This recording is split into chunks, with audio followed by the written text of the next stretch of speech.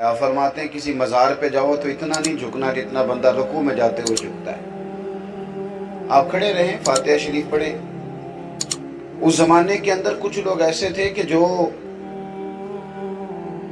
مزارات کو سجدہ کرنے لگ گئے تھے، تو اعلیٰ حضرت فرمانے لگے کہ مزار کو تعظیمی سجدہ کرنا حرام ہے، اور کسی نے خدا سمجھ کے کیا تو مشرک ہو گیا، اور طواف کرنا بھی قبر کا حرام ہے۔ اعلیٰ حضرت فرماتے ہیں قبر پہ چادر ایک ڈالنی ہے، مزار پہ زیادہ نہیں ڈالنی۔ کتنی جی؟ جی ڈھولا نہ لا رہی ہوندی ہے کہ ادھروں ایک پھر ادھروں ایک پھر ادھروں، بھئی ایک چادر۔ اعلیٰ حضرت فرماتے ہیں ایک چادر جائز ہے، ہاں پرانی ہو گئی، کہیں چلی گئی، پھٹ گئی، کچھ ہو گیا تو پھر دوسری چادر ڈالنی جائز ہے۔ دیکھو میں کیا بیان کر رہا ہوں، اس کو سمجھو۔ اعلیٰ حضرت بریلوی سے کسی نے پوچھا کہ قبر کے اوپر جا کے کوئی مٹھائی کوئی چیز قبر کے اوپر ڈال دیں جانوروں کے لیے؟ آپ کا نہیں مجھے پتا، لیکن میں نے دیکھا ہے کہ لوگ نا مسور کی دال لے جاتے ہیں قبرستان جا کے ڈالتے ہیں۔ تو اعلیٰ حضرت سے پوچھا کہ حضور یہ جائز ہے؟ آپ فرمانے لگے یہاں ڈالنے کا مقصد ہی کوئی نہیں، یہ کوئی رسم ہے؟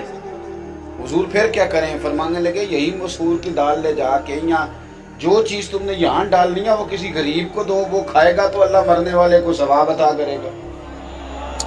تو وہ جو لوگوں میں قباحتیں پیدا ہو رہی تھی، مزار کو سجدہ نہیں کرنا، چادر ایک ڈالنی ہے، فرماتے ہیں 4 ہاتھ قبر سے دور کھڑے رہ کے فاتحہ پڑھنا، 4 ہاتھ دور، اور اللہ کی ذات کے بارے میں وہ لفظ بولنے ہیں جو اس کے شایان شان ہو۔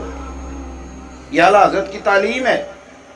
اللہ، کچھ لوگ کہتے ہیں اللہ میاں، کہتے ہیں نا اللہ دے میاں بندے نو بھی آپ چھڑ دے لیں۔ اعلیٰ حضرت فاضل بریلوی سے پوچھا کہ اللہ کو میاں کہہ لیں، تو فرمانے لگے میاں کے 3 معنی، 2 معنی ٹھیک نہیں، ایک معنی ٹھیک ہے۔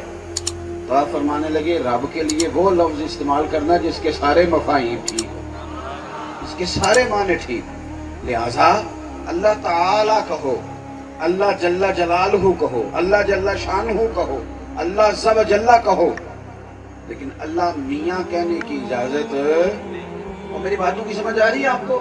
میں بڑی آسان کر کے باتیں کر رہا ہوں، آپ سمجھیں۔ تو ہم لوگوں نے یہ کرنا ہے کہ ہم نے یہ چیزیں سیکھنی ہے۔ اللہ میاں کہنے کیا ضرورت ہے؟ اللہ تعالیٰ کہیں، اللہ جل جلالہ کہیں، اللہ جل شانہ کہیں۔ اعلیٰ حضرت بریلوی سے کسی نے کہا کہ بزرگوں کی تصویریں بطور تبرک کے رکھ لیں۔